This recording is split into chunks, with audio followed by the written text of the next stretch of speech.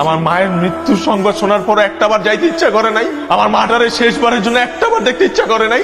দোষ আমার এই বন্ধুগুলা আমার থার্ড ক্লাস ছেলে মনে করে, আমি একটা থার্ড ক্লাস পোলা তাদের চোখ। কারণ আমি তোমারে ভালোবাসি, তোমার জন্য আমি সবকিছু দিয়ে দিছি। আর আমি একটা মাত্র বক্তা যে আমি বুঝলাম না, আমার বুঝতে অনেক দেরি হয়ে গেছে। কারণ আমাদের প্রেম কাহিনী পৃথিবীর নিকৃষ্টতম প্রেম কাহিনী। ধরিত্রী আমি এতটাই মুখা, তুমি বারবার আমার অবহেলা করার পর আমি আশা নিয়ে বসেছিলাম যে আমার মায়ের মৃত্যুর সংবাদ শোনার পর একটু আমার কাঁধে হাত রেখে আমার সমবেদনা জানাবা, কিন্তু না তুমি।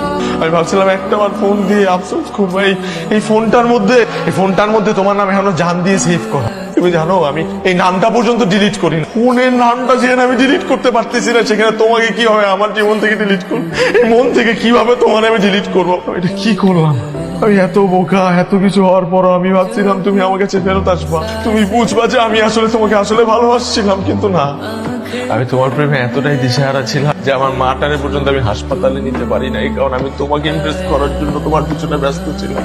আমার মার 4,000 টাকার জন্য আমি মেডিকেল রিপোর্ট আনতে পারি না, কেন ওই 4,000 টাকা দিয়ে আমি তোমার নিয়ে সারাদিন গাড়িতে ঘুরছিলাম। হাতে প্রেসক্রিপশন ধরাই দিয়ে বলছে ওষুধগুলো নিয়ে আয়, আর পারতেছিল না।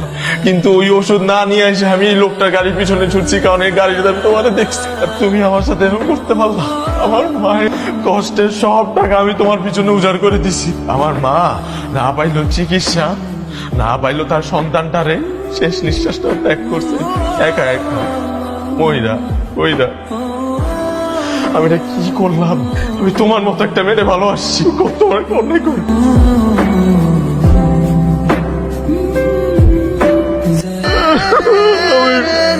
একটা কাজ করলাম, আমার তো সব শেষ হয়ে গেল, আমি এটা কি কাজ করলাম?